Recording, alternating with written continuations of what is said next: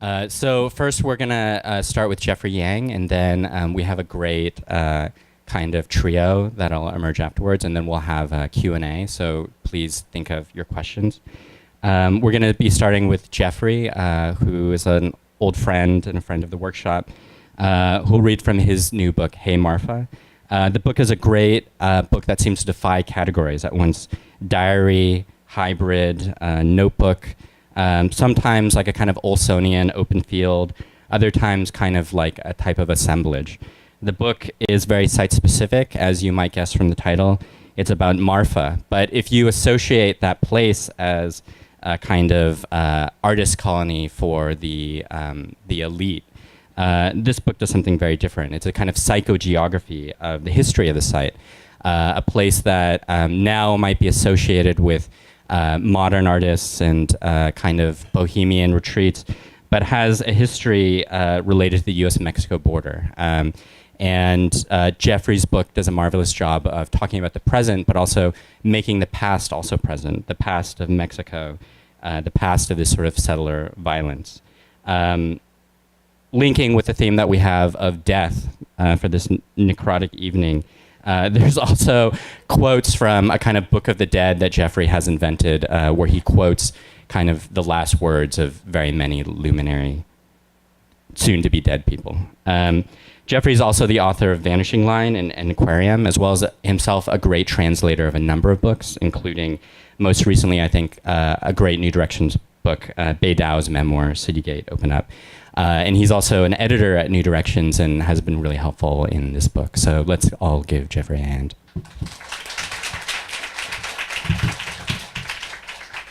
Thanks. Thanks, Ken, for that, and for the whole AAWW crew for making this space here happen and exist. Also thanks to Brittany at New Directions for helping to organize this as well. And it's very special to be here with Kim Hyesoon, her daughter, the artist Feely, who has images of her art in the book that we're celebrating here, Autobiography of Death, that just came out with New Directions. And the wonderful poet and translator Don Mee Choi here. They've just been making their way across the US for a couple stops, and I think this is the last one. So I'm going to read just a few poems in this book, Hey Marfa. I think I didn't forget anything. Yeah. So there's some images that the artist Rackstraw Downs, there's 5 of his paintings and some drawings of his that are threaded through the book. And this series of poems called 13 Stations comes out of some of his drawings, and he spends a lot of, or has spent a lot of time out in the West Texas desert out there. And I guess a little bit of the story of this, these drawings is he makes a lot of preparatory drawings of his paintings before he paints them. And I went through a lot of his archive of these drawings, and I just kind of threaded together 13 of these images into a little visual narrative of the kind of echoing a little bit of the whole structure of the book. So these poems are coming out of those images, and it's called 13 Stations. 1. Chasing the light by the light of the real, looking into the continuous enveloping sphere, at the gate towers, the calligraphy of the wires conveying the light between earth and air, lines pulled to the poles, inscribed in the field, high and near, far and low, circle the edges, paper strips stretch grid over grid, drawn further into the world, manifesting sight. 2. Will we disperse into particles of light, listening to the splendor of the light at the ready-made ruin, temple without altar, spires hidden in public view, empty appearances, purpose bared pure function in structure, engineered desert resonance, high voltage danger zone, where spontaneous facts leap into sight and lines channel the energy currents, to look anew, test the vantage points, question the assumed, as far as the eye can see graphite make way for a warm, flat sheet.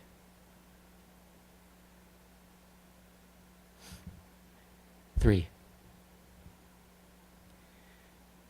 pencil's lightness to fingers, paper's lightness to pencil, fingers' lightness to mind, mind's lightness to heart, air's lightness to paper, knowing within the formal limits, motion's lightness to touch, the identity of grass, the energy of sun. 4, balance the scale from tangent to square, shadow to air, rhythm to volume, where to stand a little more east than the day before, a little closer to the beaming faces, 2 or 3 steps more north, head tilts better, to position the poles, slow the lines, alive because you have the vision of what it is in front and where it goes behind at the same time, traced faintly through sky, above the residence, south on the incline, twin cylinder tanks, at rest at the margins, chain link emptiness. 5, music in the lines, pattern the heavens. A stave soars over the rails, Noim pitches polyphony, keyed to the analog relays, set frames, variations on a scene perceived, less indefinite draft closer to being incomplete, red threads, square mat to dome, lead dust trails, leaving King's blue light, Gamboge lake, titanium white wisps, brushed raw sienna earth. 6. At the 6th station, the parabolic reflection, the houses in the middle of the sphere, Piranesi Veduta of the Colosseum, boundaries fuse with electricity, nature with human nature, protective hub, a trinity of breakers curve in the beams on the groundless ground to the fading periphery, inside the machinery, close up inside the energy of the machinery, to recompense the parched eternities of the desert, conquered by the light, far from the slag heaps, generating station with ibis and egret behind, salt shed ahead, vertical interior sky lights of the studio east, south of Houston. 7, the lines have brought us here, out in the open desert. Among the low hills, we've settled town to town, each plot for sale, each acre peaceful breakers, wave particles of sand sting the eyes, atop the wooden cross arms, shapes, meets, and bounds materialize, the concrete, empirical series by force of looking at the discrete components of the actual object. Elsewhere, distant, foreground extends land's height. Series improvise to a minimum, as if to prove that necessities can be found that are as beautiful in their consequences as contingencies can prove to be, across topography grasped essentials of the whole relation, meaning enfolding space. Through shattering sun, off the access road, trail hiked from desert defile to scree plateau. Mule pack materials lugged to the chosen site, thirst physical, eyes wind-dried, back ache, bent brokenness, hour after hour, standing in the rain-shadow hills, looking for the light-cast perfection on a choya stem, the color more luminous as it approaches, gestures of barberry fig, creosote shrub, drought-resistant substation, anonymous presence. 9. Power lines radiate up from across. Rays of light shine down from above. Utilities long march in the wilderness. Slow swell sand tracks merge at the 9th station. Current caravan cohabitation. 10. Countless signals lost with the photograph, straw replies. Wondrous conduits interconnect the senses, I paraphrase, and the camera is no eye. No, not even a lazy one. It can't see, it links no brain, no emotion in the consistent instant. The info it relates cannot replace the experience of seeing, drawing the world in the open with no mistakes but choices, carefully observed, vital key to the practice, a plain practice of breaking habits with fertile traditions like Courbet et Trouville. But next season, if you go to the place where the track splits into 3, reiterated pole in a V, you'll still find his Julian plein air foldable easel prints marked in the dirt. 11. A brief century of power.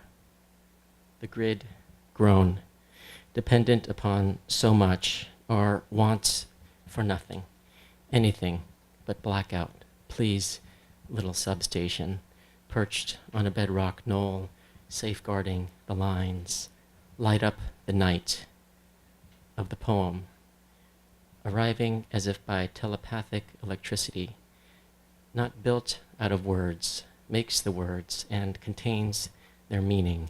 Your soul dwells in the portrait.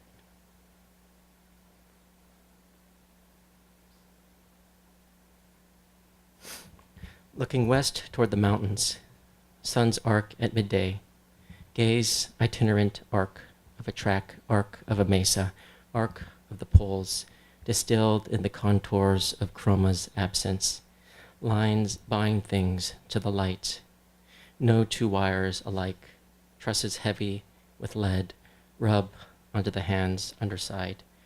Eraser jackknifes down the elevation from Marfa to Presidio. Sand, paper, lowlands. No fixed edges or intervals, as are notes in Ri Pan Sans Mia. Gaze, itinerant focus, round the Chihuahua plains, remote subsistence, circling space in the fading duration. 13. With patience, particulars of sight reveal themselves in winter light. Counterpoint pursued Bach to his deathbed. The cantus firmus he had heard 30 years ago reemerged in the chorale for Deinen Tron Tret ik hier mit, his last unfinished song, a fragment made up of 4 melodic fragments from his earlier prelude, Wenn wir in höchsten Nöten, diminished, inverted, developed contrapuntally through 4 voices, keyed toward G major, as grace falls in thurs, rises the bars, breath, figures, before the lines appears the throne. And I'll just end with one poem, and it's called Cave.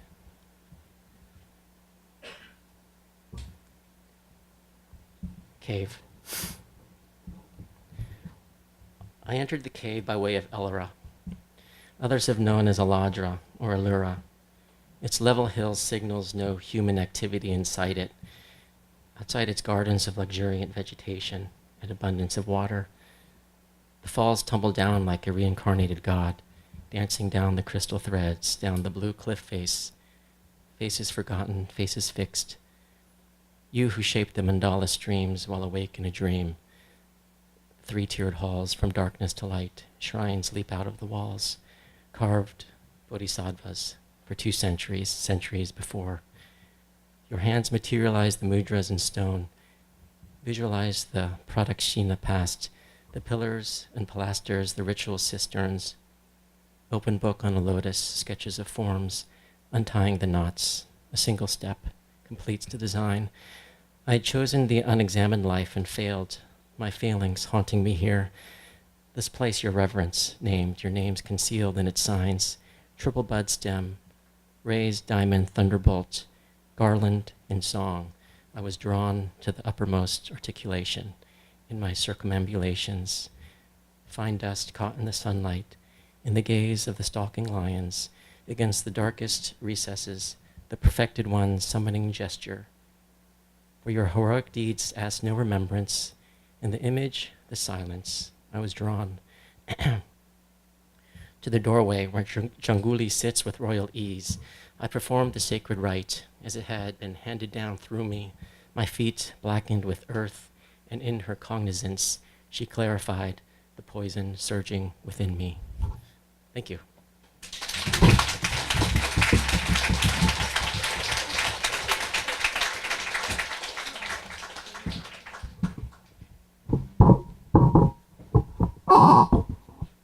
Thank you, Jeffrey.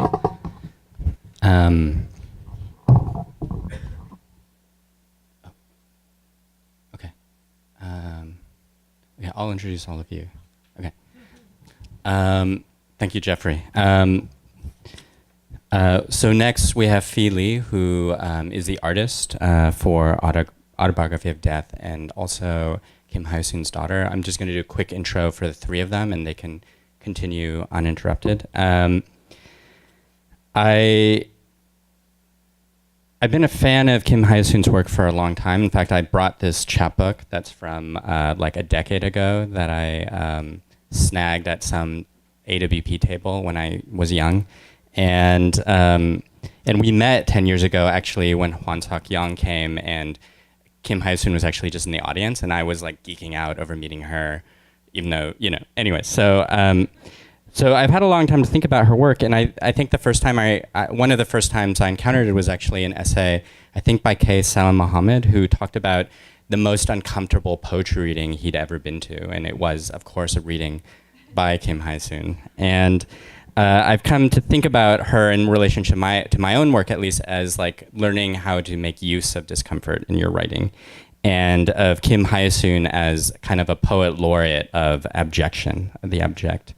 I think when you first read what she does, it's kind of legible in a certain kind of high modernist way, in that you can maybe recognize images that might be in like Kafka or Eliot, like the city as a terrible place, and you know, these sort of like hollow man wasteland images of like rats and skeletons and things like that. But I think that her work is actually so much more terrifying than this kind of canonical work, which, you know, is great. For a few reasons. First of all, there's something about it that feels very 21st century, something about the city as a site of globalization, the city as the social form that global capitalism takes. I'm thinking of one poem, I think, in My Mommy is a Mountain of Feathers, that's about being eaten by a department store. Second, there's something that's subtext I hope we can discuss, that where I think it's easy to read things that are like fables or experimental poetry as something that has no historical context.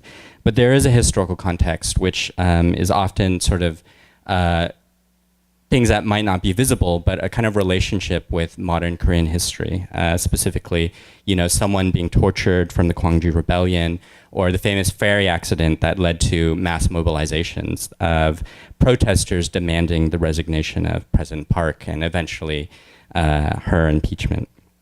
The third thing, or a third out of four, I think another way where I would distinguish it from this kind of high modernist thing is that I feel like in some of these poems there's this thought that there is still like a humanist thing at the other end of the tunnel. Like, you know, in the wasteland, life sucks, but like there's Buddhism or something is going to happen. High culture will redeem us. But what's most terrifying about Kim Hyesoon's work is there is none of that humanism on the other side of the tunnel. All we have is this kind of abjection of the city. And sometimes that abjection takes the form of part 4 of 4 of ways where I'm trying to say that this is more legible, a kind of sublime gynecological excess. I've never read work where the word mommy can be so terrifying, as even in the title, My Mommy is a Mountain of Feathers. In an interview in the back of this book, Kim Hyesoon says, woman's language is the language of death. And there's this element where it's not what you would call femininity, but this kind of excess of womanhood that I think maybe in America you see in writers like Laura Glenham or Jasmine Gibson. I think one should resist the temptation of talking about poetry as a series of formal strategies, especially her work, because it feels so intuitive and of a piece. But if I were to say there's a kind of formal strategy I keep coming back to, it's what I would call evil personification. It's a case where, objects like the night, department store, toothpaste can suddenly become personified. And I think we're used to personification as a kind of lyric, wimpy, whimsical, pastoral kind of thing. Keats says, the urn is an unravished bride of quietness. The personification is an object that's feminized to be admired. But in her case, the thing personified is always this very terrifying other that could come and overwhelm you. And there's something inaccessible about that thing that's being personified, an inhumanity to it that is really uncomfortable and abject and all these things.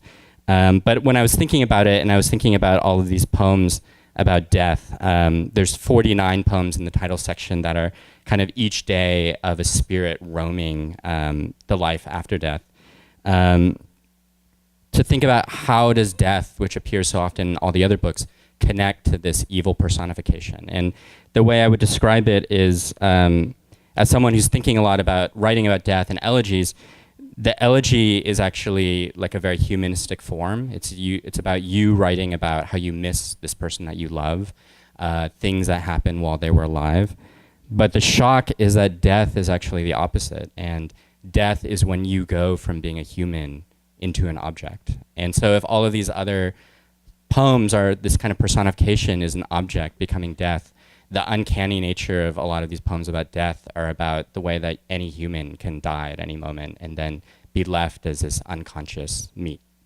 There's a part in the interview at the end of the book where she says that in Korean, to hear is a homonym with to be possessed.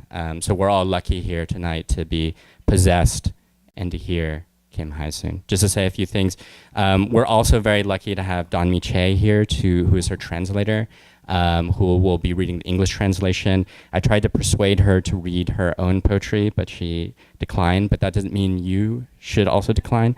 You should definitely get The Morning News is Exciting, and also Hardly War from Wave Books, which just came out. It's a great meditation, an interrogation of the Korean War through kind of a visual archive. It's kind of like this staccato series of images and a kind of plastic humor that kind of remind me of Nixon in China. But if you're thinking about war and colonialism, things that I know we're all thinking about, you should definitely check it out. But just to reiterate, so Feely will be presenting some images from the work, and then we'll hear from Don Mee and Kim Hyesoon. Let's give all three of them a hand.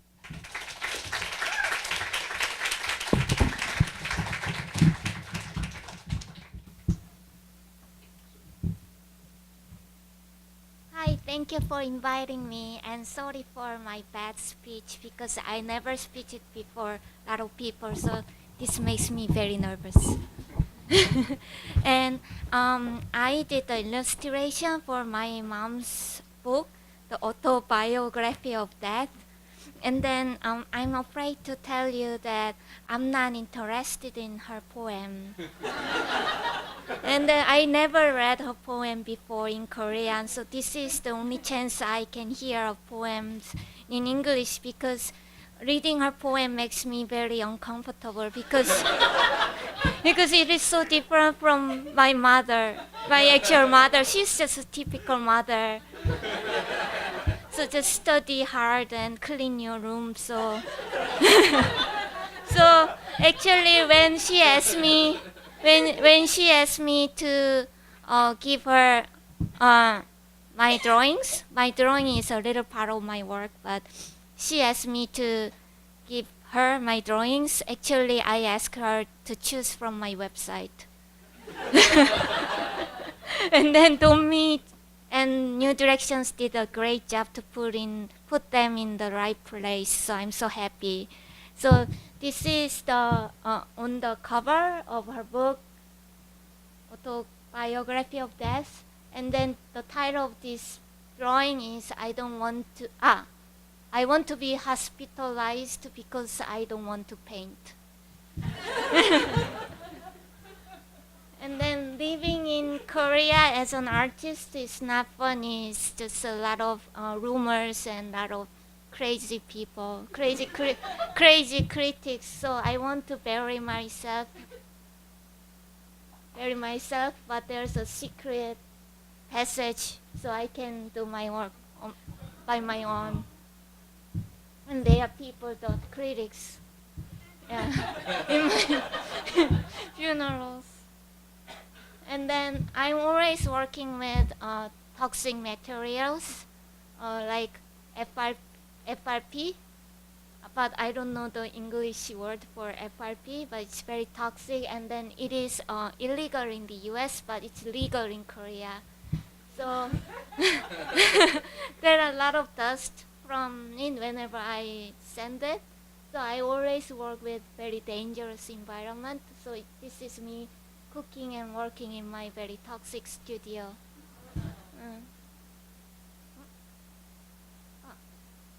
And then I read an article about children dying in the war. So I just painted an angel that protects children in the hospital who died. And then I put a lot of symbols of religion on her wings. So this is the title of this is an angel of every religion, if I translate. And then this is me. This describes me as an artist in Korea. I feel like I became a fish and then just waiting to be caught up. Yeah, that's it.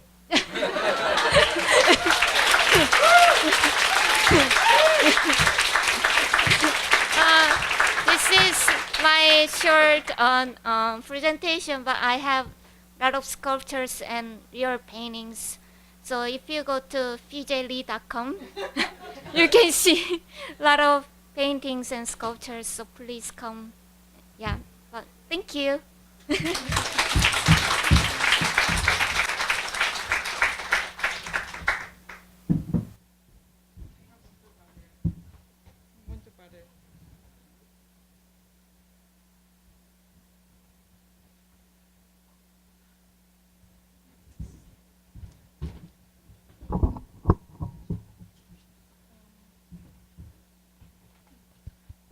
Hello.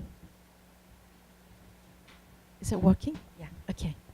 Thank you so much for coming out tonight for Kim Hyesoon and Jeffrey Yang.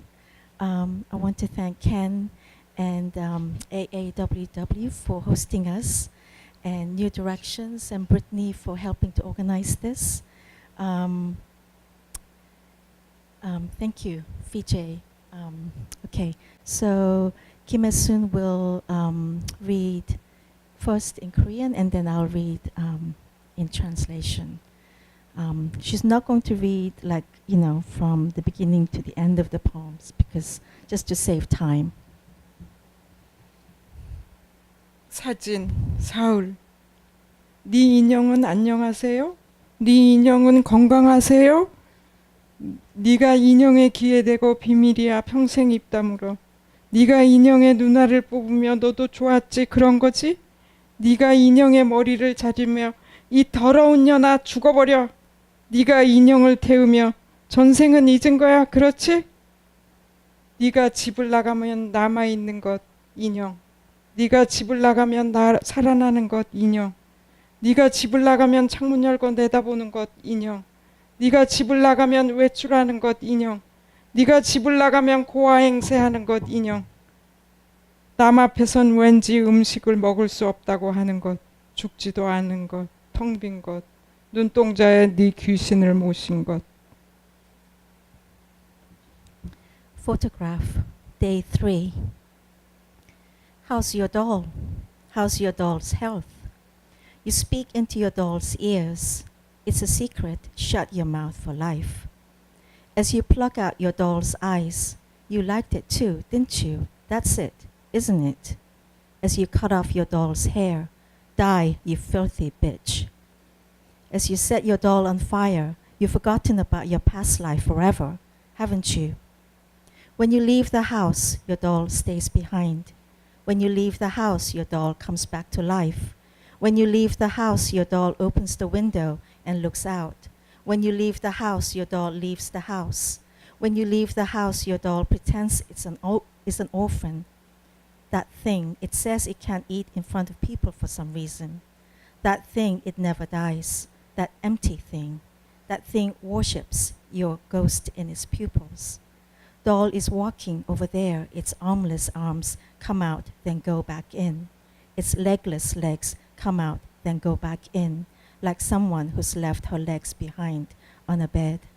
Crumpled paper from its legs scatter. Your doll walks. Your doll talks. Drops its eyes inside itself. Cries till its neck turns all the way around. It may come back to life when you die. Anyhow, you can no longer make your doll stand. Anyhow, you can no longer make your doll walk. Anyhow, you can no longer make your doll laugh. You're now disconnected from your doll. You write a letter. Dear doll, you still need someone to put you to bed every night and close your eyes. 죽음의 축지법 15세. 이럴 줄 알았으면 이까지 젖가슴 저 고아에게나 줄 것을. 이럴 줄 알았으면 이까지 두 눈동자 저 물고기에나 줄 것을. 이럴 줄 알았으면 이까지 머리통 저 장미에게나 줄 것을. 방에서 턱턱 막히는 여자. 여자의 머리칼이 창틀에서 휘날린다. 혓바닥이 열쇠 구멍에 낀다. 자궁이 불을 환하게 켠다. 여자야, 너는 죽었다. 네 그림자에 물을 주면 무덤이 피어난다. 부끄러움에, 죄에, 모욕의 무덤이. 여자야, 너는 죽었다. 내 심장의 문을 열면 검은 곡식이 확 퍼진다. 피곤에, 우울에, 공포에 피톨들이. 여자여, 너는 죽었다. 이 인형아, 이 노새야, 이 코가 깬 조랑말아. That's magic compressed distance. Day 15. If I'd known it'd be like this, I'd have given my piddly breast to the orphan. If I'd known it'd be like this, I'd have given my piddly eyes to the fish. If I'd known it'd be like this, I'd have given my piddly head to the rose. In the room, the woman gasps. At the windowsill, her hair is blowing. Her tongue fits into the keyhole. Her womb turns on the light brightly. Woman, you're dead. Water your shadow and your grave blooms, grave of shame, guilt, insult. Woman, you're dead. Open your heart's door and the crimson grains quickly disperse. Red blood cells of fatigue, melancholy, fear. Woman, you're dead. You're a doll, you're a mule, you're a pony with pierced nostrils. The woman gasps. As her lips part, her shy skull's teeth line up like dining room chairs. As her yellowish flesh hardens, her shy red roses turn blue. Put a mask on that woman's rose. The prison door opens and her rancid, smelling heart is laid out. Put a diaper on that woman's heart. If I'd known it'd be like this, I'd have squeezed tight my piddly heart to offer you a drink. Would you like one? Like someone who keeps offering even though you have nothing to give. 그 섬에 가고 싶다. 20날. 너는 한밤중 섬으로 떠난다. 작은 가방을 끌고 여객선에 오른다. 자정이고 심심하다. 잠이 안 온다. 가판에 나가본다. 광대한 하늘과 바다는 까만 거울이다. 출렁인다. 까만 거울 속에 잠든 물고기들을 생각해본다. 그림자조차 남기지 않는 광대한 거울의 포식을 생각해본다. 너는 만약 내일 아침부터 해가 뜨지 않는 나날이 계속된다면 하고 가정해본다. 그러면 우리는 하루 24시간이 이 까만 거울 속에 있고 그 누가 이 거울물을 찍어 우리의 얘기를 쓰게 될까? 글을 쓸 잉크가 왜 이리 많을까? 불길한 생각을 털어버리려 너는 매점에 간다.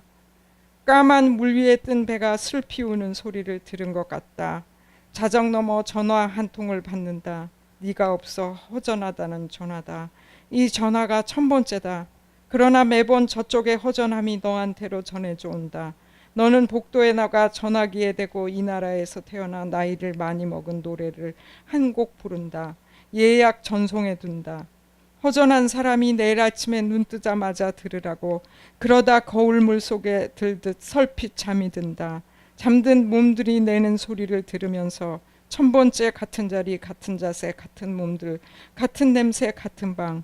거울물 속으로 허전한 사람이 들어온다. 흐느끼며 어루만지며 너의 이름을 부르는 것 같다. 등대의 불이 어두워지고 잠이 깬다. 아침을 먹으라는 방송이 들렸기 때문이다. 이 방송이 너의 모닝콜이다. 같은 메뉴, 같은 식탁, 같은 깍두기, 같은 맛, 같은 소음, 같은 기분. 창문을 내다본다. 쾌청한 바다다. 하늘이다. 다행이다. 이제 곧 도착이다. 해가 높이 떠오르고 물결은 잔잔하다. 이제 얼굴을 씻고 풀어놓은 짐을 다시 싸면 하선이다. 그리고 암전. 1000일째 너는 그 섬에 닿지 못한다. 너는 아직 그 섬에 도착할 수 없다.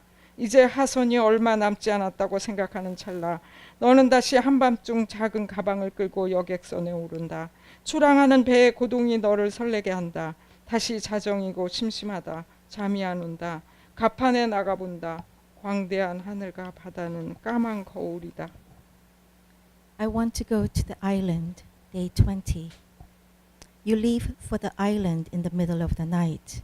You get on the ferry dragging along a small bag. It's midnight and you're bored. You can't fall asleep. You go out on the deck. The vast sky and ocean are a black mirror. It wavers. You think about the sleeping fish inside the black mirror. You think about the gluttony of the vast mirror that leaves nothing behind, not even a single shadow. You ponder, what if starting tomorrow, the days without sunrise continue? Then we'd be inside this black mirror 24 hours a day, and who'd dip a pen into the mirror water to write about us? Why is there so much ink for writing? You head to the cafeteria to shake off your ominous thoughts. You might have heard the ship floating on black water, sobbing sadly. You receive a phone call after midnight. The call's about the emptiness of your being gone. This is the 1000th call, but emptiness over there is transmitted to you in spite of the calls. You go into the hallway and pick up the receiver and sing the oldest song you know into it. You set a time for your song to be sent. So someone feeling empty can hear the song as soon as she opens her eyes the next morning. But you doze off as if you're stepping into the mirror water as you listen to the sounds the sleeping bodies make. For the 1000th time, the same seat, same posture, same bodies, same smell, same room. And emptiness walks into the mirror water. She's weeping, caressing, and calling your name. The light of the lighthouse dims and you awake from your sleep. Because you heard the announcement for breakfast, it's your morning call. The same menu, same table, same radish kimchi, same taste, same sound, same feeling. You look out the window, bright sea, clear sky, you're relieved. You're almost there. The sun is high up in the sky and the sea is calm. Wash your face, pack your bags, then it's time to disembark. And darkness. For the 1000th time, you don't reach the island. You won't be able to reach the island anytime soon. The moment you think that arrival is near, you board the ferry in the middle of the night, dragging along a small bag. The sound of the horn from the departing boat makes your heart tremor. Again, it's midnight, and you're bored. You can't fall asleep. You go out on the deck. The vast sky and ocean are a black mirror. 포르말린 강가에서 34울. 시험관에 담긴 뇌는 아직 살아있다. 시를 쓰고 있나 보다. 흐릿한 이미지에 풍덩하고 있다. 외갓집 문을 바람처럼 열고 있다. 죽은 외할머니의 품속에 뛰어들려는 찰나. 없는 눈이 번쩍 떠지자 사라진 몸의 어딘가가 환생한 검정 각대기가 대갈통을 후려친다. 시험관에 담긴 뇌는 아프다. 너는 네 밖에 있는 사람. 받기 아픈 사람. 사라진 발가락들이 아프다. 흩어진 방들이 아프다. 심장이 아프다. 시한관에 담긴 뇌가 10손가락으로 온몸을 긁고 있다. 피마치게 긁고 있다. 시험관에 담긴 뇌는 떠난다. 지하철을 타고 버스를 타고 택시를 타고 시험관을 떠난다. 연쇄 살인범의 비닐봉지에 담긴 머리처럼 흔들흔들 떠난다. 말하고 싶은데 다 말하고 싶은데 입은 다물리고 손은 떨리고 신발은 어디 갔나. By the river of formalin, day 33. Brain inside the test tube is still alive. Looks like it's writing poetry. It's plunging into a blurry image. It's opening the gate to grandparents' house like a wind. The instant it runs into the embrace of dead grandmother, its missing eyes open. Its missing body hallucinates a black stick whacking its head. Brain inside the test tube is hurting. You're outside of you. Your outside hurts. Missing toes hurt. Scattered rooms hurt. Your heart hurts. Brain inside the test tube scratches its body all over with its 10 fingers, scratches till the skin breaks. Brain inside the test tube takes off. It rides the subway, rides the bus, takes a cab, and exits the test tube. It departs swaying like a head inside the plastic bag of a serial killer. I want to tell you everything, but my mouth stays shut, my hands shake. Where did my shoes go? Roots of the dark blue night descend into the test tube. Everyone has left the lab. Brain inside the test tube mutters. Whitest monster inside me has a blue nightdress on. You are transparent like water and soft, but you're fatal like the blue saliva of a poisonous snake. Brain inside the test tube is a bystander's brain, a survivor's brain. Brain inside the test tube always wants to bang its head against the wall and weep. Brain submerged in formalin river sways back and forth. An obscure place like this poem. An ambiguous place like this poem. A disinfected place like this poem. Brain inside the test tube puts on its formalin hat and thinks intently, why does my outside always hurt? Why do my missing feet hurt? Why does the riverbed that props up my feet crumble? Someone who has set himself on fire stands at the rail of a bridge. Brain inside the test tube is screaming. Brain inside the test tube has gone mad. What am I to do? What can I do to forget all this?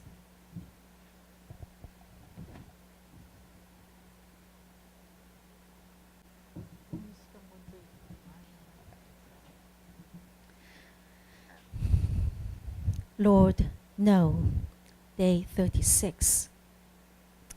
That you live with Lord, no, he who descends from the mountain.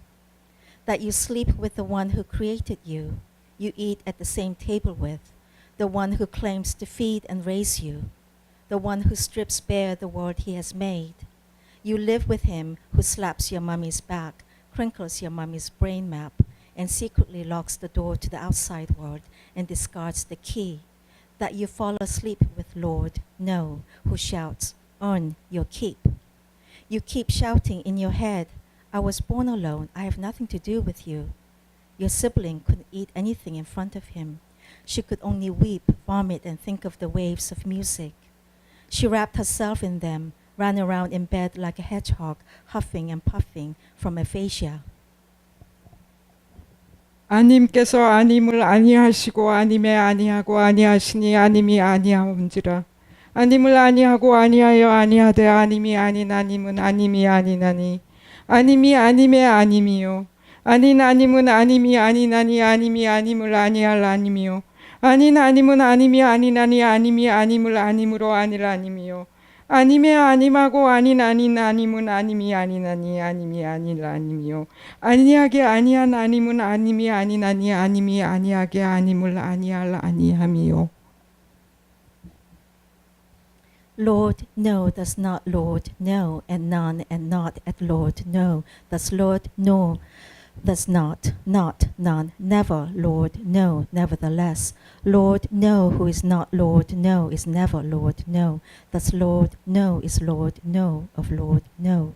Not Lord, no, is not Lord, no. Thus Lord, no, is Lord, no. Who will none to Lord, no. Not Lord, no, is not Lord, no. Thus Lord, no, is Lord, no. Who will never Lord, no, to Lord, no. Lord, no, who is not Lord, no. Lord, no, to Lord, no, is not Lord, no. Thus is not Lord, no. Lord, no, whom Lord, no, never not, is not Lord, no. Thus never none, not to Lord, no. Lord, no, who is not Lord, no, is never Lord, no. Thus Lord, no, is Lord, no, who will not to Lord, no. Lord, no, who does not, none, is not Lord, no. Thus Lord, no, is Lord, no, of Lord, no. Hence is Lord, no, who will not Lord, no. Lord, no, who is never Lord, no, and none Lord, no, is not Lord, no.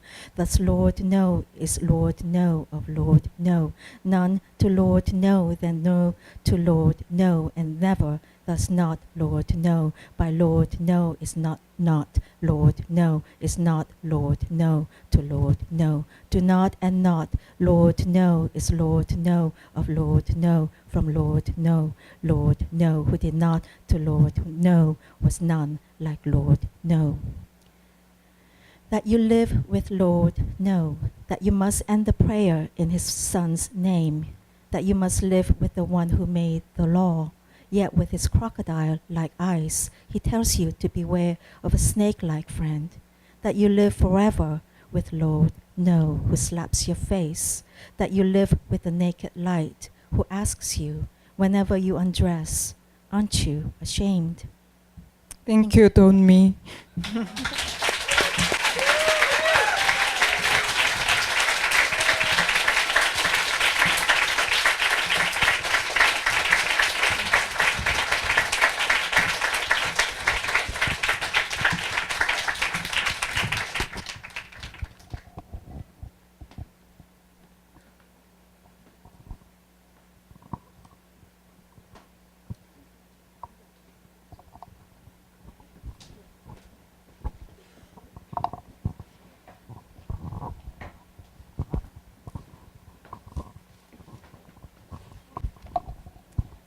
Can I say something? Yes. Yeah, I'm so sorry. As soon as I get up here, I get so nervous and I forget to say everything. I just forget everything.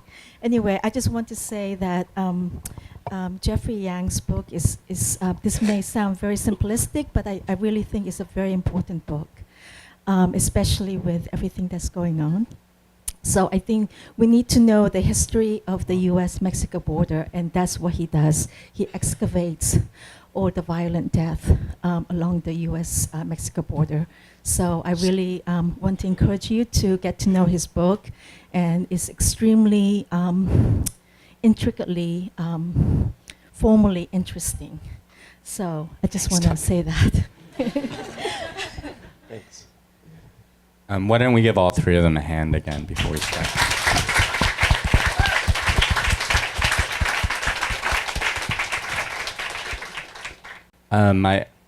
I thought maybe I'd start with like the most generic of questions, which is Autobiography of Death.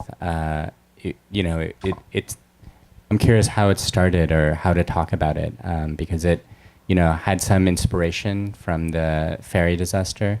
But I was wondering if Kim Hyesoon could talk about how this process started. How did you think about the idea of having be about this spirit and these different days passing? And then how did you get involved, Don Mee, in terms of the translation process? And then Jeffrey, how did it end up in New Directions? And what was it like working with the two of them and, arriving to where we are right now? 이 책을 쓰게 된 과정에 대해서 질문이에요. 제가 마이크 필요 없죠? 오케이. 제가 근무하는 학교가 서울 인스티튜트 오브 아츠, 서울 예술대학이라는 곳인데 거기가 안산이라는 도시에 있어요. 근데 그 바로 옆에 그 페리 세월호 사건이 난 그 학교가 있었어요. 그래서 1년 동안 저는 까만 옷만 입고 학교에 다녔어요. 그런 속에서 그 어린 아이들의 그 얼굴이 붙어 있는 250명의 학생들이 얼굴이 있는 그 분향소에 갔죠.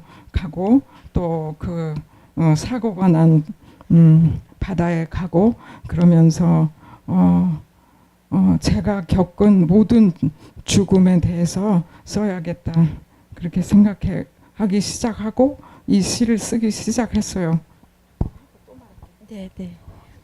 So Kim Hyesoon teaches at the Seoul Art Institute, and near her college is there's a school, high school, and when the Sewol Ferry disaster happened in 2014이죠, 선생님?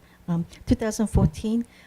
So it was a private company that was running this ferry, and the ferry was taking the school children from Seoul to Jeju Island, the southern most island in South Korea, and the ferry capsized and 250 children drowned. Anyway, so she went to work for 1 year just wearing black, and of course she's been to the memorial site where she saw all the photographs of the 250 children, and she also went to the sea where the boat capsized. So then that's how she got the idea about writing about all the experiences that she had with death. 그래서 그 한국에서 제가 이때까지 살아있는 동안에 많은 억울한 죽음이 있었어요. 그 억울한 죽음이 있을 때마다 살아있는 것이 너무 부끄러워서 저는 그 부끄러움을 I do this 하고 싶었어요. 그래서 나는 내 밖에서 마치 그 엄마의 태 중에서 태아가 엄마의 얼굴을 보고 싶듯이 죽음의 얼굴을 보고 싶었어요. So she wanted to write about all the unjust death in the contemporary history of Korea, and so she started to. Okay, I'm sorry, I forgot just a few things. Okay, I'll start again. So she wanted to write about all the unjust death that took place in South Korea, and all those deaths made her feel ashamed about being alive. So it's sort of she was dealing with survivor's guilt. So she decided to write poems based on what she calls "I do death," and that what she means by that is going out of oneself, sort of from moving from oneself to the outside, as if like the baby inside the mother's womb would want to see the face of its mother. So that's how she described that process. That what she means by "I do death." 그래서 내 안에서 밖에 있는 엄마의 그 얼굴을 보려고 하듯이 죽음의 얼굴을 보려고 하면서 동양에서는 죽으면 49일간 혼이 살아있다가 사라진다고 하거든요. 그래서 그 날들을 모두 기록해 보고 싶었어요. So this movement from inside to the outside, she wanted to look at to see the face of death, and she put that in that sort of more formal structure of the 49 days, in which the spirit roams about in between space of death and life. So she wanted to document death in that in each day of 49 days. And how about Don Mee okay, and yeah. Jeffrey, like your engagement Yeah, with? sorry, you have to keep like reminding you me have to because I'm going to switch keep between forgetting yourself and keep spacing out. Okay. So how did I get started on this translation, right? Do you want me to go way back or just this book? However, well, I guess Yeah. however you feel like makes sense. I know you have a long relationship. Yeah, so I actually started translating Kim Hyesoon in 1999. I came across her poems actually in 1998, and then I started to translate in 1999. And then I met Kim Hyesoon in 2001, and we did an interview together, and which really helped me to understand her poetry. So I've been translating her ever since. And the way, and the reason why I sort of delved into translation was I wanted to know what women were doing, how they were surviving during the dictatorships in the 70s and 80s, and what they were writing about under that condition. So then Kim Hyesoon always sends me her new books. And this book was actually not published by her usual publisher, which is Munji, Literature and Intellect, which is kind of very prominent press in South Korea, and it played a very important role resisting against the dictatorship. But this was published by a new small press, independent small press. It's called 문학 실험이죠. Experimental literature. So and that book was the first book from this press, and I just liked that this was one whole poem, this long, that she was sort of contemplating on just one single subject, and what comes out of that. Somehow it's really easier for me to translate something that is thematically, when she just focuses on one thematic, it just helps me to translate, rather than like one single poem to another single poem. I don't know why, it's just easier for me. And then, okay, sorry, I feel like I'm talking too much. No, it's great. I don't know if you want to talk about how, your involvement as a editor. Sure. Yeah. No. So I had read. I'm sorry I pronounced your name wrong too. When I always see the Chinese last name, surname spelling. But anyways, I saw Don Mee's translation, "Anxiety of Words," which I think Zephyr Press, correct, did. She did of 3 Korean poets. Yeah, and I really admired that book a lot. And then it just happened also, Action Books has been publishing a lot of Kim Hyesoon's work here over the years. And I had read some of those books as well and was very moved by the poems too. But with this book, I actually had first written Don Mee just asking about one of the poets in Anxiety of Words. And she was working, she replied to that, but she had been working on this new book, I think, and she was saying she would love to submit this to New Directions. And so we all looked at it at the office and were very impressed with it all, and Action Books was very happy about that too. So it all kind of worked out like that with this book, yeah. And also I was really struck by the structure too. I had actually edited a little anthology of morning poems for New Directions, and it's structured around the 49 days as well, which is very important for my grandparents' generation too. And so that was also like immediately that kind of overarching structure of a book too. I think what Don Mee was talking about. Yeah, that's a really beautiful anthology. Oh, thanks. Well, so I have a question that's sort of about for all 3 of you, which is about all 3 of you, you're engaging history in your work, and I guess I wonder what are the kind of approaches you do to do that while still trying to, there's certain like political commitments that you're trying to investigate, but you're also trying to do something that's creative or, it has certain kind of formal properties of poetry. Or to phrase this question a different way, Don Mee, I feel like there's another Kim Hyesoon book that I think you wrote, that you translated, and it has I think my favorite like translator's introduction I've ever read of any book, which is like a paragraph long where you were talking about how Yeah, you know what I'm talking about. All the garbage of the world unite.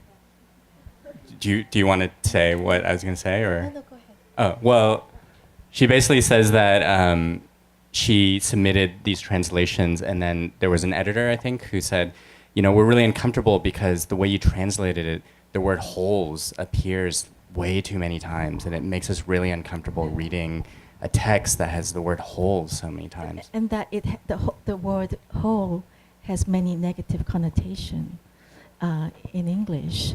So I said, okay, fine, then don't publish it.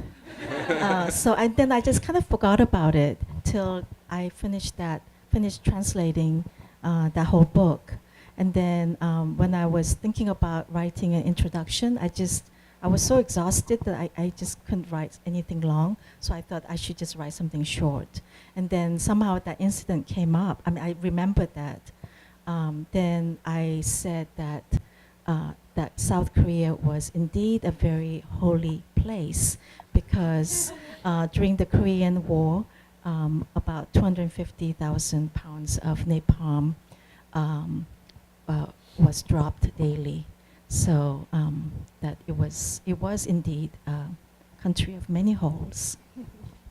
Yeah, and what I love about that, it's like the word whole, you know, clearly they were thinking a certain thing when they heard it, but there was a sort of like subtext that involved like war and imperialism that wasn't immediately obvious. And similarly, like I think you could read Autobiography of Death without knowing anything about, you know, like the mass mobilizations or the Sewol Ferry disaster. But I that's why I think it's interesting to reinsert it in that context. But you know, I'd love to hear the three of you talk about like, how do you write works that are engaging with like a political moment or historical context? 선생님 시를 쓰실 때 역사에 대한 그 콘텐츠가 있잖아요. 근데 그거를 어떻게 시적인 구성으로 만들고 같이 이렇게 연결시킨다는 시키냐고. Are there like things that you feel like are lost in translation with Autobiography of Death that have to do with history?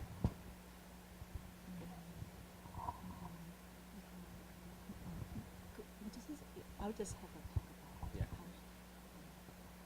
역사적인 아무래도 이런 세월이라는 거 그런 이야기를 시적으로 구성을 하시는 어떤 역사적인 그 일이 있어도 저의 그 감각에 포착되지 않으면 시가 잘 안 돼요. 그래서 저는 저의 그 몸으로 겪은 것을 시로 쓰게 되죠. 저의 감각으로. 그래서 아까 호울에 관해서도 얘기했는데 그 호울이 사실 돈미 씨가 얘기한 그 역사의 구멍이기도 하지만 여성의 몸에 있는 여러 구멍이기도 해요. 우리나라 언어가 되게 그 written 랭귀지는 다 남성이고 여성은 오랄 랭귀지로 썼기 때문에 그 구멍이 내는 소리들이 시가 되기 때문에 그 구멍들에 대해서 제가 쓰게 되었죠. 그리고 아무리 그 뉴욕의 빌딩이 커도 뉴욕의 밑에 흐르는 그 하수구가 있잖아요. 그래서 우리는 그 사실 우리가 싼 것들, 뱉은 것들이 그 하수구에 다 같이 들어 있어요. 다 밑에는 다 구멍 아래 다 연결돼 있죠. 그냥 그런 생각으로 쓴 시예요. 그게 그래서 역사적인 것도 내 몸으로 경험하지 않으면 잘 시가 되진 않아요. 그래서 She says unless even though there's like kind of a major historical event, unless she experiences that event through her body, she cannot write about it. So she says she said that of course the holes that we are talking about, they are also, I mean, they're holes of history, but another kind of important holes that she's referring to is the holes of women, holes in women's body, because the written language of Korean belongs to men, and then the oral literary tradition belongs to women, and so all the sounds that holes make in women's body, that's what for her, that's what makes up the poetic language.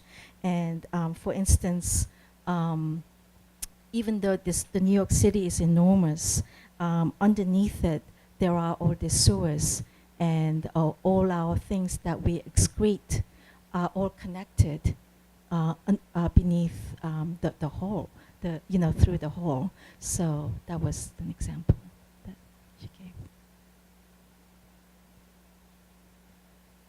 That's great.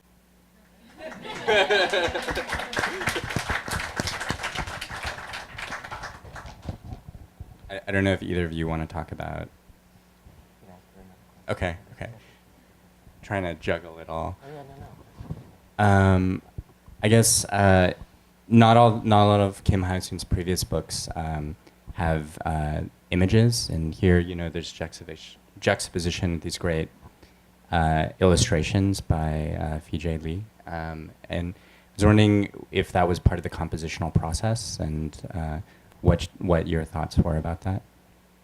And we'll open up to the audience in a second, so please get your questions percolating.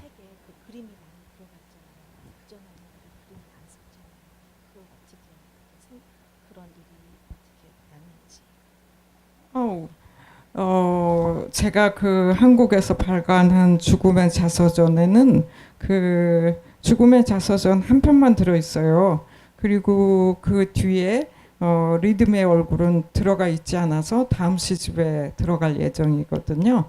그런데 그 뉴 디렉션스에는 그 두 개 다 넣고도 너무 얇은 것 같아서 휘재에게 너의 그 드로잉 중에서 여러 개 좀 보여달라고 그래서 제가 이거 선택했어요. 돈도 안 주고. 선생님 맨 처음에는 무당 그 사진을 집어넣으려고 그랬잖아요. 네. 원래는 그 진혼이라는 그 뭐라 그러죠? 그걸 그 진혼굿 하는 그 사진을 넣으려고 그랬는데 그 사진가가 죽었어요, 갑자기. 그래서 그 작업실을 제가 쓰고 있어요, 휘재가. 그 김수남이라고 한국에서 제일 유명한 굿 사진가. 그래서 저작권 그거 받기 힘들어서 제 거를 한 거예요. 같은 작업실 쓰니까. So in the Korean version of Autobiography of Death, there's only 49 poems, but in the English version, we actually added a face of rhythm because otherwise the book will be too slim. And then then we also talked about adding some photograph. This very famous Korean photographer Kim Hyesoon, and he took many photographs of Korean shaman ritual when during like funeral ritual. But then we couldn't get the copyright because when he died, his estate said that his photos could not be used if it involves selling. Anyway, but Fee is actually using that photographer's old studio. She rents that studio from him, from his family. So then we decided to use Fee's drawings for free, and we didn't pay her anything.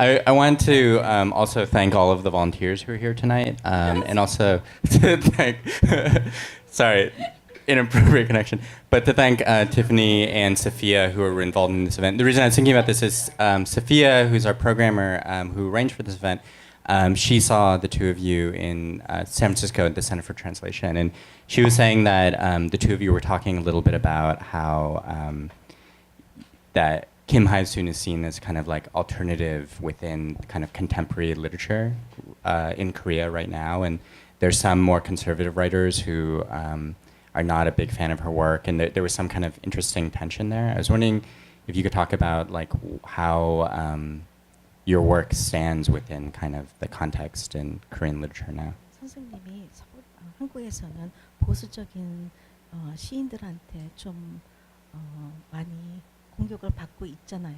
그래서 선생님이 시인으로서 어떤 위치에 있는 그거를 좀 설명해달라고. 한국 안에서. 한국 내에서. 어떤 위치에 있는지는 어떤 몇 층에 제가 있는지는 잘 모르겠어요.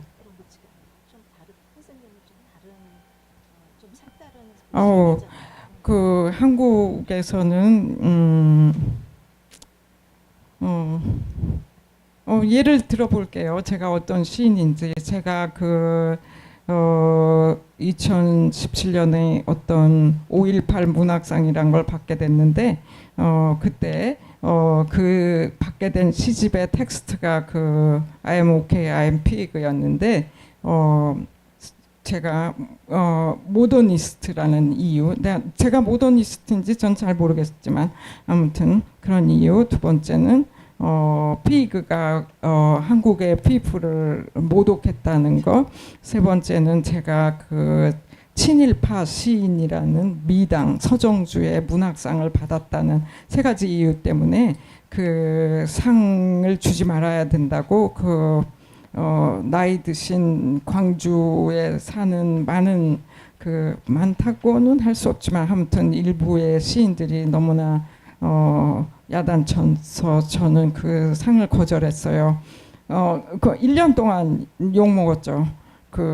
SNS나 뭐 여러 가지 일을 통해서. 그래서 제가 어떤 위치인지, 저는 위치가 없어요. 집도 없고 정처가 없죠. 그냥 시를 쓸 뿐이에요. 위치는 모르겠어요. She doesn't know where she belongs.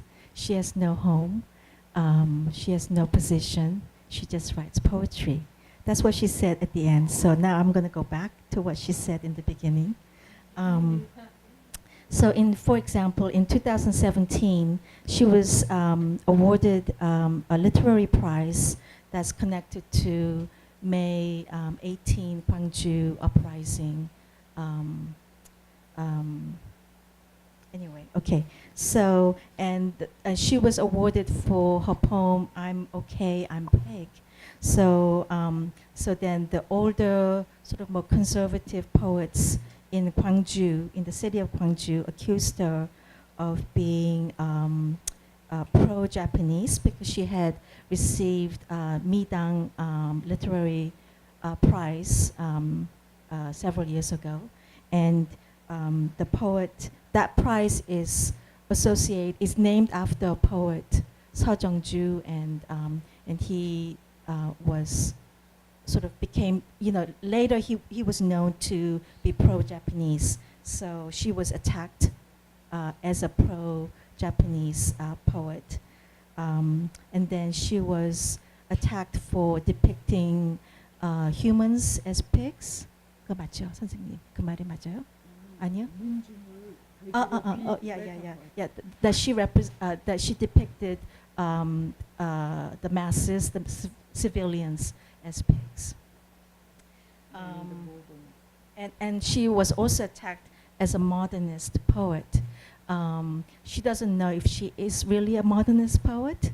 She doesn't know what kind of poet she is, but she was accused as a modernist poet, which means in South Korean context, that means she's not dealing with any kind of historical subject matter. Because there's kind of two main trends: engaged poetry. That means they're dealing with more historical subjects more directly, and then another sort of school of poetry that's more for poetry's sake. 선생님 뭐 말씀? I think we have a microphone going around if people have questions in the audience.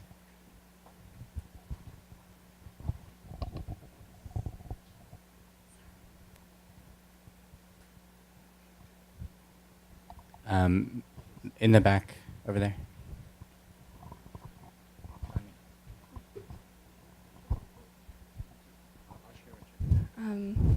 Hi, 안녕하세요. 이거는 김혜순 시인님을 위한 질문인데요. I'm gonna translate after. My name is Gianna, and I'm a writing student. 제가 질문하고 싶었던 거는요, 저도 시인으로서 한국에 대한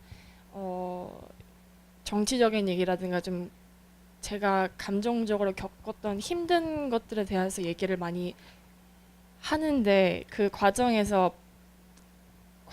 감정적으로 되게 힘들 때가 많아요. 제가 계속 그 안에 그 이모셔널 상태에 있어야 되니까. 그래서 제가 드리고 싶었던 질문은 이 책을 쓰시면서 오랫동안 책을 쓰시면서 그 힘든 감정, 그 슬픔이라든지 분노라든지 그런 감정이 좀 지나치게 느껴졌을 때가 있으셨는지, 그랬으면은 그런 거를 좀 어떻게, 그런 상황에서는 어떻게 계속 시를 쓰실 수 있었는지, 아니면은 어떤 방식으로 좀 쉬어가시면서 하셨는지, 그런 의식이 있었다면 궁금해서 질문을 드립니다. So my question was,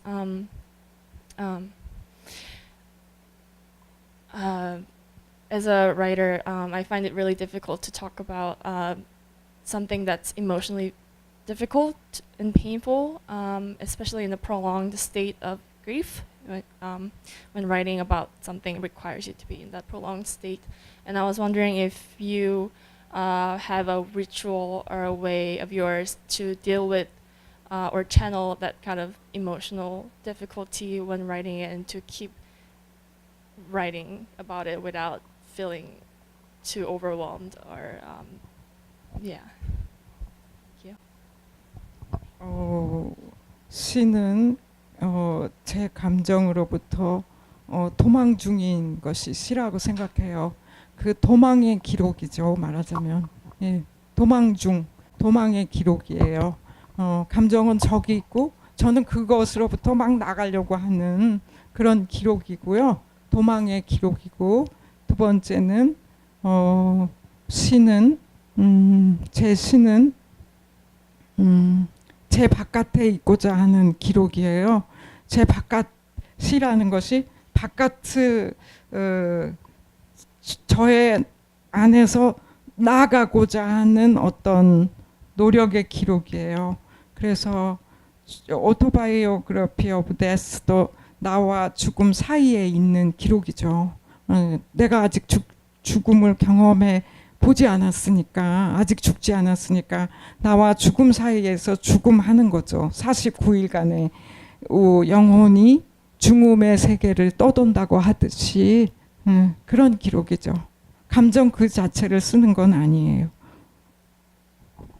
She said that she's not really writing with her feelings directly.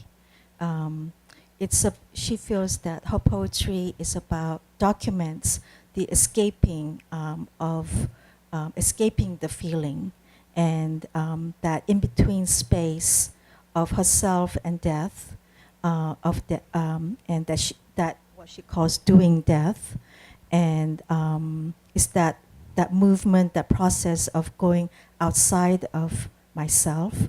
And so when she was writing this book, that's what she was doing for 49 days, that process of doing death, exploring that space in between of herself and death,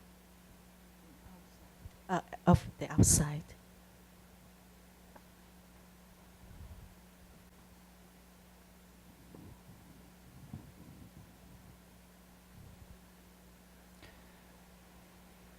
This may be your only chance, so Yeah. I really... Susan? Thank you so much for this gorgeous reading. It was such a treat.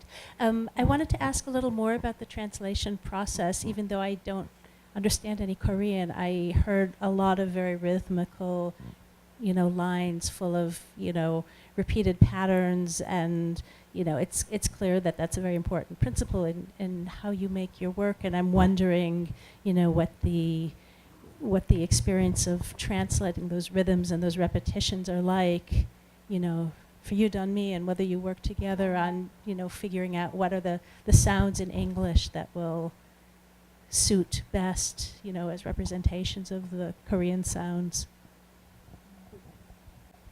Good question. 자기가 한국어를 몰라도 리듬하고 그 무늬들을 많이 봤대요. 그래서 그걸 어떻게 번역을 했는지 선생님하고 저하고 같이 의논을 해서 번역도 하고 하는지. Okay, she says I 네. need to answer 제가 that. 먼저 말하면 Okay. 제가 굉장히 그 두통이 심할 때가 있었는데 그래서 세바티카를 받았어요. 그런데 그 기간 동안에 제 두통이 굉장히 리드미컬하게 이렇게 치다가 또 없어졌다가 번개가 치듯이 그렇게 해서 저는 저한테 그 고통의 리듬을 주는 그런 사람의 얼굴을 보고 싶었어요.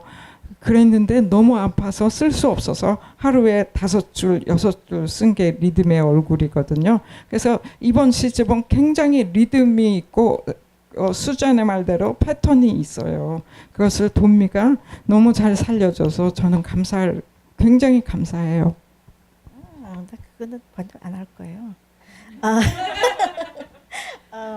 So she said that she was suffering from severe migraines, and so the pain would come in kind of a rhythmic pattern. It would come in flashes, and then there would be some gaps. So she wanted to see the face of this person who was giving her this pain. So that's how it became Face of Rhythm. And so during that time, she had to take a sabbatical, and she wrote like maybe 5 lines at a time, and that became that long poem, Face of Rhythm. So, thank you, Don Mee. She thought I did a fairly decent job of anyway, my translation process feels very haphazard.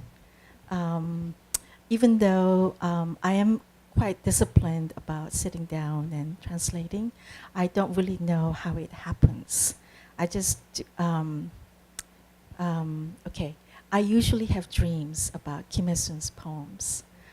So when I was reading Autobiography of Death in Korean and I was starting to translate, I had this really scary dream.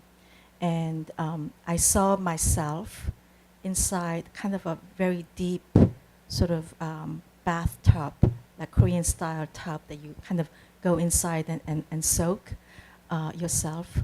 And I had no skin, it was all my organs inside. So it was like pink but I was standing outside of myself. So somehow that gave me a key to her work. And then I sort of knew intuitively how to translate this book. Somehow that I couldn't really explain, like I can't like say rationally, oh yes, this book is about this, you know. I just sort of emotionally, kind of unconsciously knew how to connect with her work. And so that's how I started translating this book. And then, and I'm very fond of repetition, and I'm very fond of the rhythm that Kim Hyesoon evokes with the Korean language. And Korean, we have many reduplicates. Is that how you say? Reduplicatives? I don't know. Anyway, Forrest used that word in San Francisco. So like they're kind of words that we repeat, we double things. So she uses those, that's common in Korean. I mean, it's not unusual. So you can double up adjectives and adverbs, but Kim Hyesoon uses them very intentionally to evoke rhythm in her in poems. So I try to do that in English. So Face of Rhythm, once again, I love long poems, and sometimes I can just sit down and do it like in a matter of a day, like, you know, kind of, it just sort of, I do it and then I go back and revise and revise. But so that's basically what happens. And then I forget about what I've done, and then later when I come across Kim Hyesoon's poems, one of Kim Hyesoon's poems in English. I read it and it's like, wow, this is really good.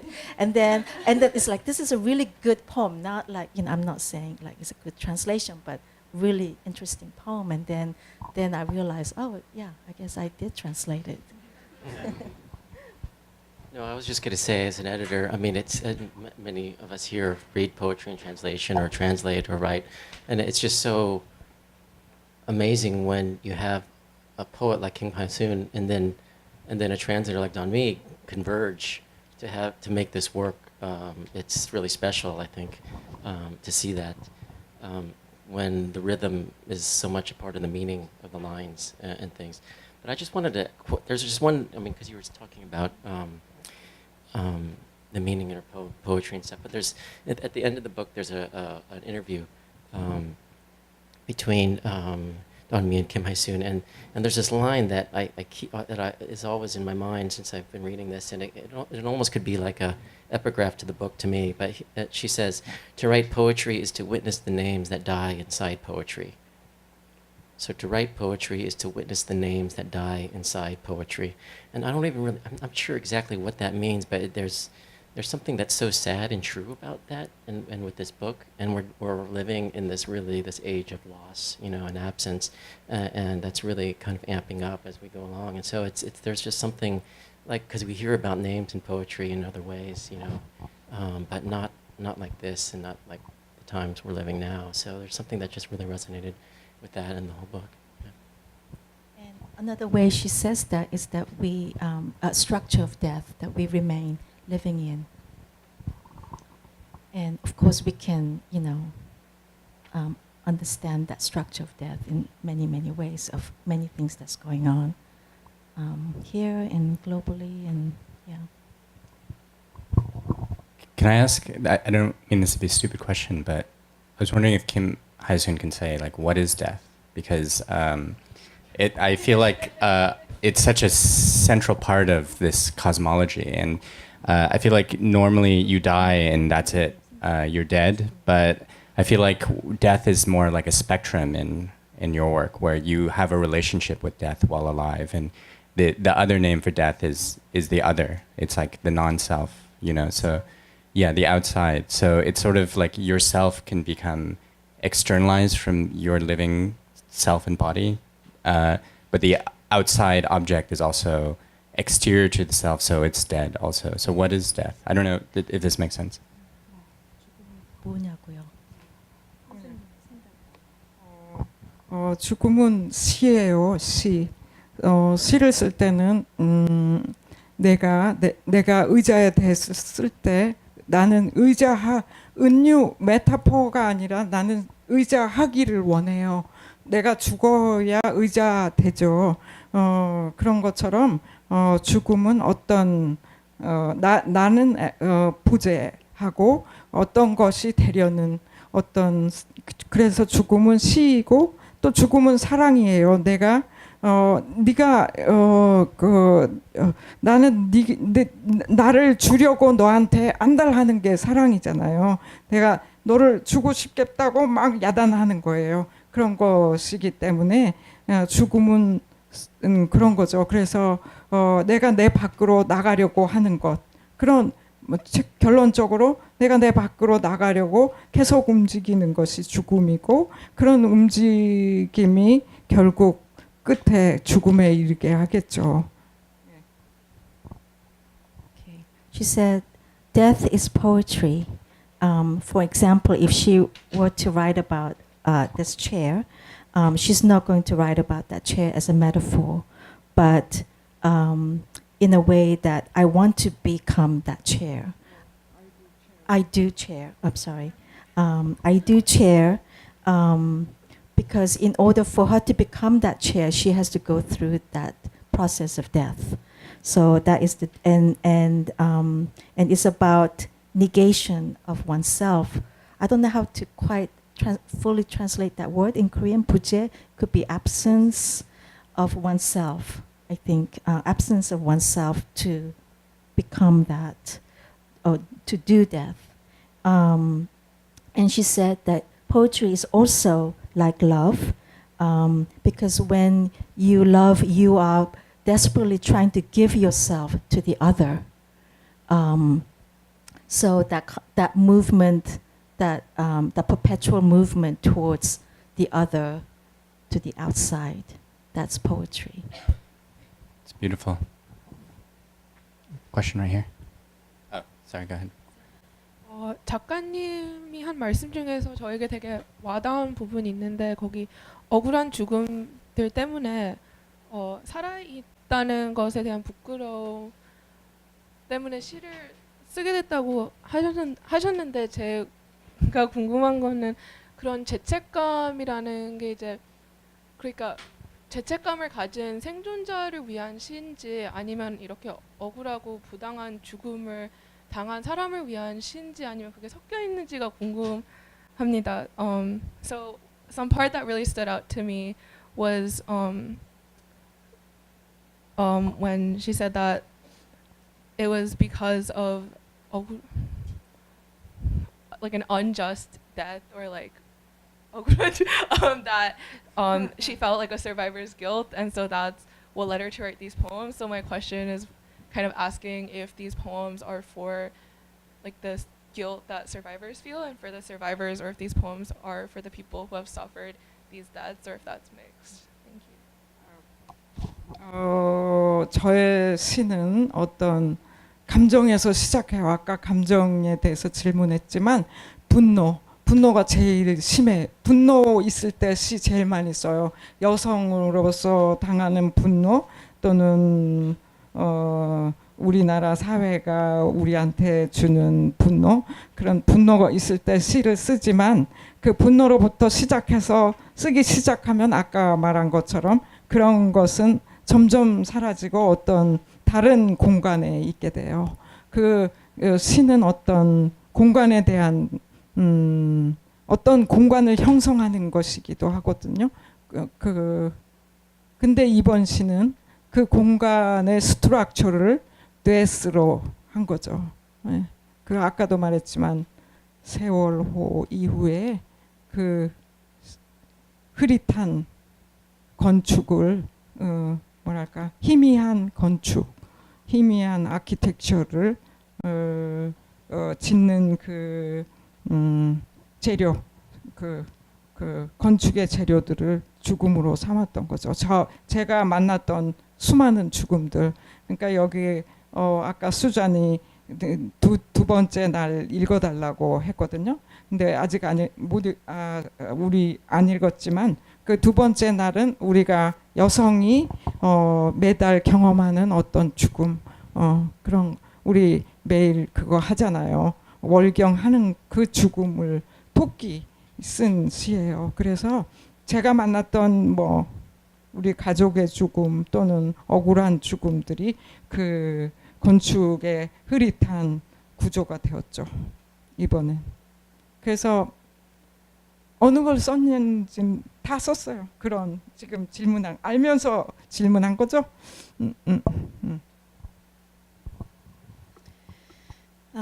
She says that when she writes her poems, she really it begins from feelings, but then mostly she really begins to write from when she's enraged, and to write as a woman in Korea, a lot of the things that women have to put up with. So she's enraged when she begins to write about all the things that's happening, the women have to experience. And then she kind of moves into kind of a different kind of space, and that sphere is in that sphere she's constructing a kind of a new structure, which she calls faint architecture. So after she meets all the phases of death, she's creating that faint architecture. And another example that she gave was Susan Banofsky wanted us to read Calendar is a poem about rabbit bunnies and that poem is about women's menstrual cycle. So that was a way of exploring how women experience death monthly as they shed, as women shed blood each month. So did I make any sense? Sorry, I'm just starting to space out. I can't even remember what I just said. No, it was great. I mean, I wonder if I was very intrigued with what she was saying earlier about orality as like a vehicle for women's writing as opposed to the literature Yeah. being masculinist. Could she talk more about that? 그 전에 선생님이 여성은 그 남자들은 그 쓰는 문학에서 나오는 거고 여성은 그 샤만 그런 데서 오라에서 나오는 건데 그거에 대해서 조금 더 말씀해달래요. 한국은 그 5천 년의 그 역사를 갖고 있어요. 그런데 그 역사 동안에 계속 글을 써온 건 남자고 여자들은 말로 했거든요. 그래서 우리나라에서 여성 문학이라는 게 생긴 거는 몇십 년 안 돼요. 여자들이 문자로 자기 얘기를 특히 자기 얘기를 쓰기 시작한 게 그러니까 노래는 오랄로는 했지만 문자로는 안 했죠. 그래서 과연 내가 시를 쓸 때 이것이 마더 텅인가 늘 질문하게 돼요. 그래서 나만의 리듬, 나만의 언어 이렇게 쓰려고 굉장히 노력하고 애쓰고 또 언젠가 쓴 시는 이게 남성의 언어가 아닌가 그게 너무 후회되고 이런 갈등 속에 있어요. 제가 늘. So within the 5,000 year history of Korea, during the 5,000 years, the Korean literature existed in written language, but they all belong to men because women have been kept outside that tradition. So women's literary tradition only exists orally through songs. So it's only very recently that women began to participate in the written literary practice. And so it's only recently that women start to write about themselves. So she's constantly questioning whether what she's writing, whether she's writing in like men, or whether she's questioning her mother tongue, whether and questioning, trying to sort of innovate her own language, her own tongue. So she's always doubting and in conflict about, her own the language that she's generating. I think there's a question over here.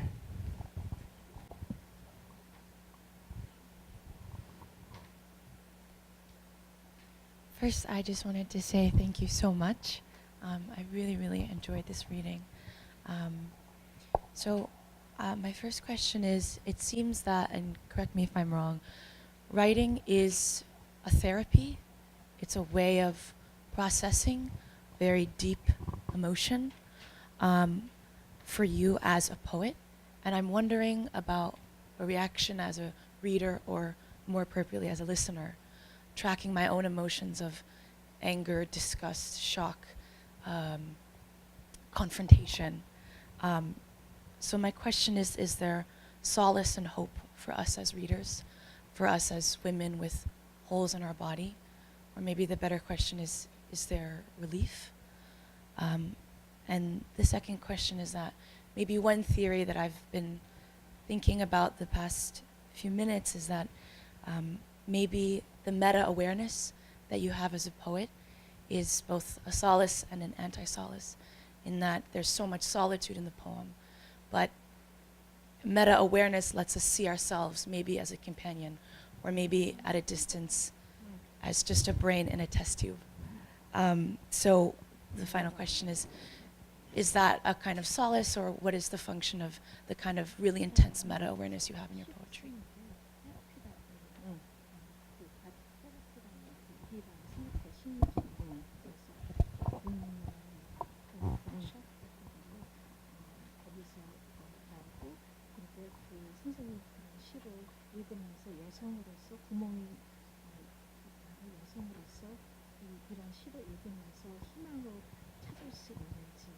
또 그다음에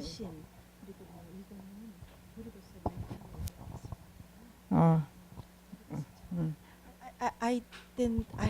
Sorry, I couldn't interpret the second one. But anyway, go ahead. 시는 제가 제일 싫어하는 말이 시가 무엇을 치료한다는 말이에요. 시는 일종의 징후, 증상. 그거 영어로 뭐예요? 증상. symptom. 증상 아니면 gift예요. 그러니까 증상이면서 gift죠. 그러니까 아프면서 선물이 있을 수, 그러니까 이게 두 가지 사이에 있어요. 그래서 저는 시인이 뭘 치료할지 제 시를 가지고 전화가 왔어요. 너 시를 가지고 치료를 할 텐데 너 이 시 써도 되니? 한국에서 전화 왔어요. 그래서 제가 치료커녕 큰 병을 줄 테니 절대로 쓰지 마라. 그렇게 말한 적이 있어요. 그래서 시는 어떤 징후가 나타남으로써 그 징후를 더 크게 보이게 함으로써 문제를 제기하는 그런 거라고 생각해요. 질문하는 거죠. 징후를 드러내면서 질문하는 거지 치료라는 답을 주는 건 아니라고 생각해요. She feels that poetry is not a form of treatment. Rather, it raises questions. That because it's something that exists in between symptom and gift. So it exists within that in between space. And so when she gets a call from her friend saying, "Can I use your poem for my therapy or treatment?" She says, "No, my poem is going to even make you even more sick." So she really does not like to see poetry as a form of treatment. 문제를 제기할 건 답은 주지 않아요. 증상을 더 크게 해서 문제를 제기하지 답은 아니다. So poetry accentuates, emphasizes, exaggerates the problem, but it does not give you answers. It raises questions instead. Well, I think on that note, I think we should all give a hand to Kim Hyesoon, Don Mee, and Jeffrey.